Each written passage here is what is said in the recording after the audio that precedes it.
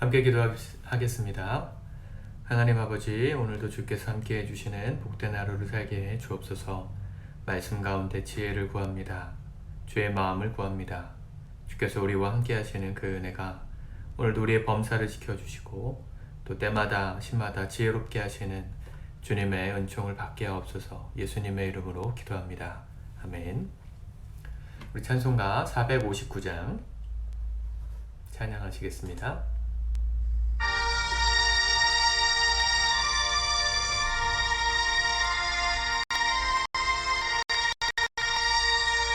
누가 주를 따라 섬기려는가? 누가 죄를 떠나 주만 따를까? 누가 주를 섬겨 남을 구할까? 누가 주의 뒤를 따라가려나? 부르심을 받아 주의 은혜로 주를 따라가네. 주만 따르네.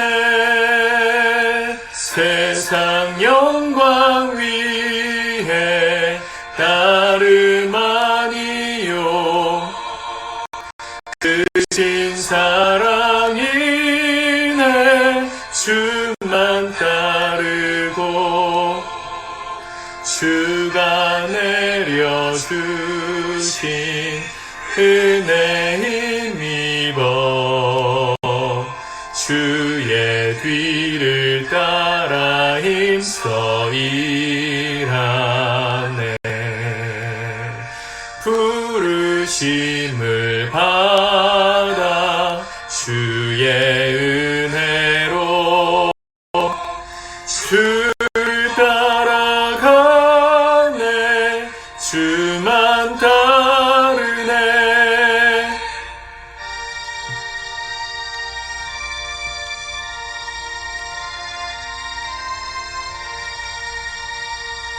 환난 핍박 많고 원수 강하나 주의 용사 더욱 힘이 강하니 누가 능히 이겨 넘어뜨리랴? 변함없는 진리 승리하리라. 기쁜 찬송하며 주의 은혜로 주를 따라가네. 주만 따르네. 아멘. 우리 하나님의 말씀 고린도전서 11장의 말씀을 같이 보도록 하겠습니다. 고린도전서 11장입니다. 같이 읽습니다. 시작. 내가 그리스도를 본받는 자가 된 것 같이 너희는 나를 본받는 자가 되라. 너희가 모든 일에 나를 기억하고 또 내가 너희에게 전하여 준 대로 그 전통을 너희가 지킴으로 너희를 칭찬하노라. 그러나 나는 너희가 알기를 원하노니 각 남자의 머리는 그리스도요 여자의 머리는 남자요 그리스도의 머리는 하나님이시라.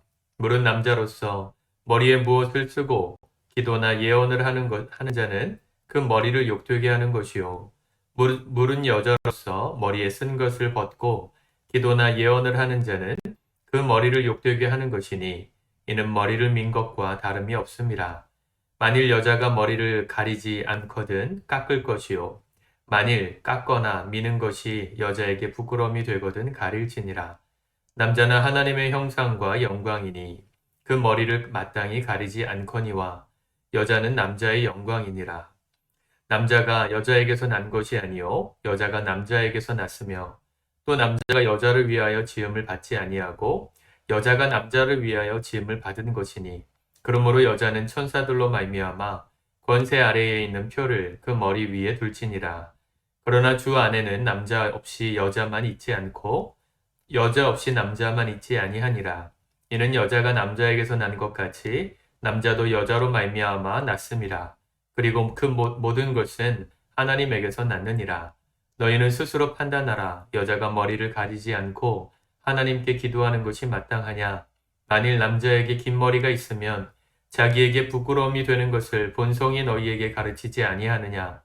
만일 여자가 긴 머리가 있으면 자기에게 영광이 되나니 긴 머리는 가리는 것을 대신하여 주셨기 때문이니라. 논쟁하려는 생각을 가진 자가 있을지라도 우리에게나 하나님의 모든 교회에는 이런 관례가 없느니라. 내가 명하는 이 일에 너희를 칭찬하지 아니하나니 이는 너희의 모임이 유익이 못되고 도리어 해로움이라. 먼저 너희가 교회에 모일 때에 너희 중에 분쟁이 있다 함을 듣고 어느 정도 믿거니와 너희 중에 파당이 있어야 너희 중에 옳다 인정함을 받는 자들이 나타나게 되리라.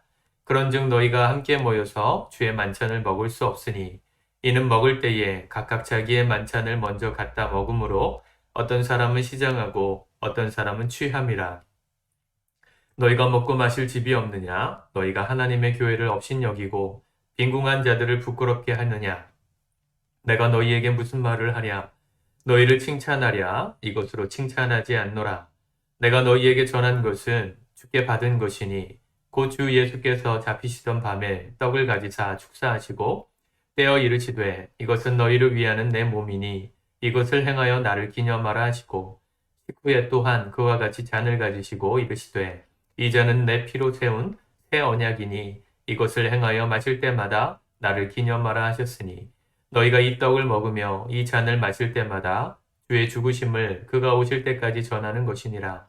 그러므로 누구든지 주의 떡이나 잔을 합당하지 않게 먹고 마시는 자는 주의 몸과 피에 대하여 죄를 짓는 것이니라.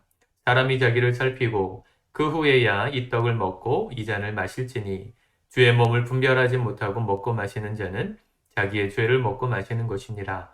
그러므로 너희 중에 약한 자와 병든 자가 많고 잠자는 자도 적지 아니하니 우리가 우리를 살폈으면 판단을 받지 아니하려니와 우리가 판단을 받는 것은 주께 징계를 받는 것이니 이는 우리로 세상과 함께 정죄함을 받지 않게 하려 하심이라. 그런즉 내 형제들아 먹으러 모일 때에 서로 기다리라. 만일 누구든지 시장하거든 집에서 먹을지니 이는 너희의 모임이 판단받는 모임이 되지 않게 하려 함이라. 그 밖의 일들은 내가 언제든지 갈 때에 바로 잡으리라. 아멘. 1절에서 바울이 그리스도 예수님을 따라 본받는 자가 된 것 같이 성도들도 이 목회자 바울을 본받는 자가 되기를 바라는 마음을 전하고 있습니다. 교회는 함께 성장해야 합니다. 목회자도 성장하고 성도들도 성장해야 합니다. 함께 성장해야 되는 이유가 뭘까요? 어느 한쪽만 성장하면 서로의 거리가 멀어지기 때문입니다. 서로 가까울 때는 서로의 가까운 모습, 그 사람에 대해서 내가 잘 알고 또 그 사람도 나를 잘 안다. 친밀감이 있는데 어느 한쪽이 성장을 멈추고 한쪽에서 성장을 계속하게 되면 어느 순간 거리차가 나게 되고 멀어진 거리만큼 서로에 대해서 오해가 쌓입니다. 공동체는 함께 크는 것이죠. 우리 온 몸이 함께 성장하고 균형 있게 성장해야 정상적인 사람으로서의 삶을 살 수 있죠. 그렇지 않고 어느 한 기관이 비대하게 커지거나 어느 한 기관이 성장하지 않으면 우리는 장애인으로 살 수밖에 없습니다. 불편하겠죠? 서로가 불편함을 끼칩니다. 우리 육신의 성장은 우리가 조절할 수 없지만 우리 영적인 성장은 우리가 조절할 수 있습니다. 우리 모두가 하나님 앞에서 성장해 갈 수 있기를 축복합니다. 두 번째로 3절부터 보면 남자와 여자의 관계성에 대해서 얘기합니다. 3절에 보면 남자의 머리는 그리스도요, 여자의 머리는 남자요, 그리스도의 머리는 하나님이시니라. 하나님, 그리스도, 남자, 여자 이렇게 위에서부터 아래로 순서가 내려간다는 것이죠. 그래서 남자는 머리가 그리스도이기 때문에 남자의 머리는 예수님이시기 때문에 머리를 가리지 않고 기도하고 또 예언한다 그랬는데 이것은 아마도 설교 말씀을 전하는 것을 상징하는 것일 것입니다. 그런데 여자의 머리는 남자이기 때문에 머리를 가리고 기도하고 예언도 해라 그렇게 얘기합니다. 7절에 남자는 하나님의 형상과 영광이니 그 머리를 마땅히 가리지 않거니와 여자는 남자의 영광이니라. 이 남자가 여자의 머리라 이런 표현들이 오늘 21세기 우리 살아가는 성도들에게 어떻게 들릴지 모르겠습니다. 그 이유를 설명합니다. 여자는 남자의 영광이다. 그리고 8절에 남자가 여자에게서 난 것이 아니요 여자가 남자에게서 났으며 9절에 또 남자가 여자를 위하여 지음을 받지 아니하고 여자가 남자를 위하여 지음을 받은 것이니 이 말을 오늘 우리 시대의 청년들이나 젊은 친구들이 들으면 굉장히 분노하겠죠. 이걸 인정하고 싶어 하지 않을 겁니다. 만약에 제가 여성 목사였다면 이 말씀을 어떻게 전했을까 좀 고민이 될 것 같아요. 남자가 여자를 위해서 지음받은 게 아니고 여자가 남자를 위하여 지음받은 것이다. 사실 이 말씀을 과도하게 해석해서 남자가 여자의 인권을 짓밟았던 것이 인류 역사입니다. 여성의 인권이 지금같이 남녀가 지금도 평등한 건 아니겠지만 그래도 지금 같은 수준으로 평등한 사회가 될 수 있었던 기간이 불과 200년밖에 되지 않습니다.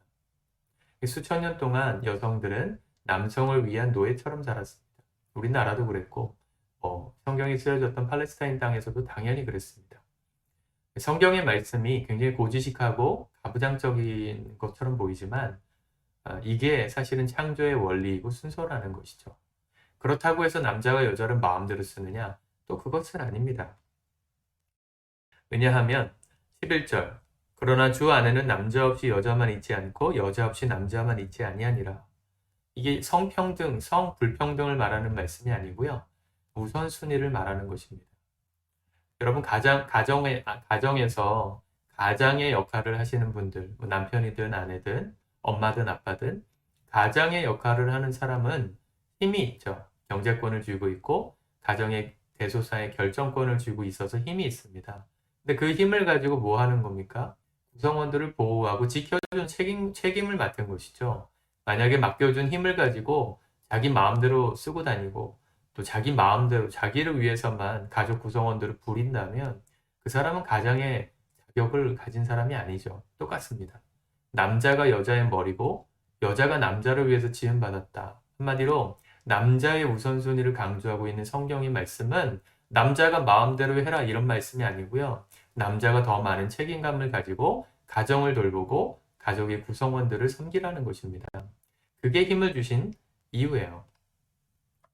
그 캡틴 아메리카라는 영화가 있잖아요. 캡틴 아메리카 저는 뭐 다 보진 않았는데 1편에 그런 이야기가 나온다고 하더라고요. 그 스티브 로저스인가요? 그 주인공이 그 극 중의 주인공이 군대에서 이렇게 훈련을 받는데 굉장히 키도 작고 허약한 체질의 남자였어요. 근데 누구보다도 희생정신이 강하고 또 최선을 다하는 그 끈기가 강한 것을 보고 그 영화 속에 나오는 박사님이 이 생체 실험 중에 하나인 이 무슨 주사를 맞으면 이 체력이 좋아지는 몸이 아주 이렇게 강력해지는 그런 주사를 누구에게 맞춰서 실험할까 고민하다가 그 스티브 로저스에게 이 주사를 투여하기로 결정합니다. 그리고 만나서 그에게 주사를 투여하기 전에 이런 얘기를 해요. 스티브가 물어봤어요. 왜 나에게 이런 힘을 주려고 합니까? 라고 했을 때 이 박사님이 그 스티브를 보면서 느꼈던 말을 합니다. 약자로 있었던 사람만이 힘의 소중함을 안다. 원래부터 힘이 있었던 사람들은 그 힘을 남용한다는 것이죠. 그러나 정말로 약하고 연약하고 무시당하고 힘이 없어서 소외되었던 사람의 마음을 아는 사람은 힘을 가진 다음에는 그 힘을 통제할 수 있기 때문이다. 그러면서 이제 그 주사를 놔주고 캡틴 아메리카가 되는 그런 이야기가 나오거든요. 뭐 허구맹랑한 영화 같지만 굉장히 철학적인 이야기입니다. 여러분 힘을 가졌다고 마음대로 부리는 사람은 어리석은 사람입니다. 힘을 가질 자격이 없는 사람이죠. 힘을 주셨다면 그 힘을 가지고 선용하고 절제하고 누군가의 생명을 지키기 위해서 헌신하는 데 써야 아름다운 것이 되는 것입니다. 남자에게 그 책임을 주셨다는 거예요. 그리고 그 두 사람의 관계성은 평등한 겁니다. 남자 없이 여자만 있지 않고 여자 없이 남자만 있지 않다. 12절. 이는 여자가 남자에게서 난 것 같이 원래 여자가 남자의 갈빗대로 만들어졌으니까 여자가 남자로부터 나온 게 맞잖아요. 그러나 그 이후에 모든 남자는 여자로부터 출생합니다. 그렇죠? 남자도 여자로 말미암아 낳습니다. 그리고 모든 것은 하나님에게서 났느니라. 모두가 평등합니다. 오늘 21세기에도 얼마든지 적용해야 되는 말씀이라 좀 믿습니다. 이 말을 들으며 여성이 밑으로 내려가는 겁니까? 아니에요. 페미니스트들이나 여성의 인권을 주장하시는 분들은 성평등의 동등함을 말하다가 오히려 남자들을 오히려 역차별하는 발언들을 정말 많이 합니다. 여성의 인권은 보호되어야 하고 남성의 인권이 보호되는 것에 대해서는 지극히 분노하죠. 그러지 않아야 한다는 것입니다. 어느 한쪽도 편을 들지 않습니다. 성경은. 다만 우선순위를 말하고 책임이 누구에게 있느냐를 말하는 거예요. 그래서 여기 13절부터 보면 여자가 머리를 가리지 않고 하나님께 기도하는 것이 마땅하냐? 스스로 판단해봐라. 이 천주교는 지금도 여성분들은 머리에다가 세례 받으신 분들은 흰 가운을 뒤집어 쓰고 기도하시죠. 이 말씀을 근거로 하는 겁니다. 또 14절 남자에게 긴 머리가 있으면 자기에게 부끄러움이 된다는 것을 본성이 너희에게 가르치지 아니하느냐. 오늘날 머리 기신 남자분들도 너무 많아서 함부로 말할 수는 없지만 차별의 발언이 아닙니다. 하나님이 우리를 지으셨던 원래의 모습에 대해서 생각해 보라는 것입니다. 16절 논쟁하려는 생각을 가진 자가 있을지라도 오늘 이 시대에 얼마나 많습니까? 논쟁하려는 분들이 5월 한 달 동안 가정을 생각할 때 이 말씀을 꼭 기억하셨으면 좋겠어요. 우선순위, 내가 남편과 아내의 관계 속에서 나의 역할이 무엇인가? 내 머리가 정말 남편인가? 또 남편 된 분들은 정말 내 힘을 가지고 가족을 위해서 헌신하며 살고 있는가? 누굴 위해서는 이 힘을 쓰고 있는가? 돌아보실 수 있기 바랍니다. 그리고 나서 이어지는 말씀은 성찬식에 대한 말씀인데 이 말씀도 결국은 배려에 대한 말씀이죠. 같이 밥 먹는 모임에 왔을 때 누구 때문에 막 이렇게 파가 갈리고 누구 때문에 배고파가지고 쫄쫄 굶으면서 불평하고 이러지 말라는 겁니다. 교회에서도 마찬가지예요.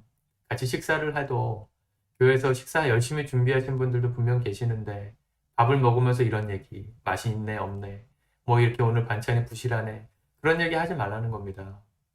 그런 분들은 그냥 시장 밖에서 사 드시고 오시라는 거예요.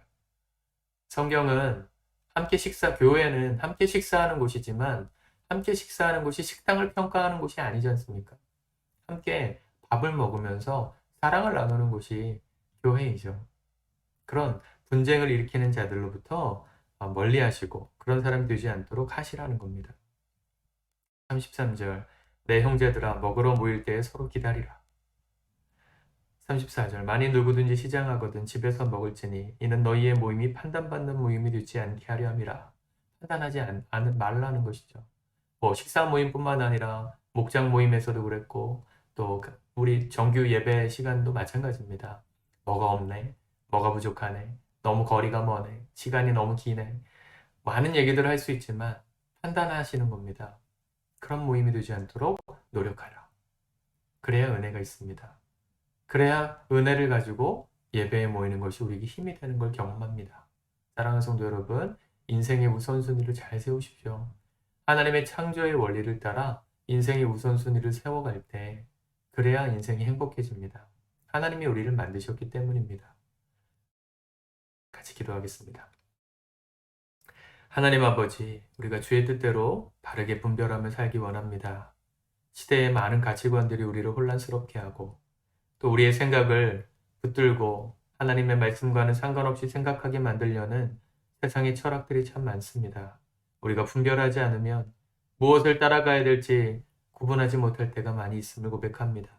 주께서 바르게는 우리 사랑하는 성도들의 모든 생각 속에 우선순위를 바르게 세울 수 있도록 지혜를 주시고 하나님의 뜻만 바르게 따라갈 수 있도록 하나님 세상에 속지 않도록 도와주시옵소서. 예수님의 이름으로 기도드립니다. 아멘.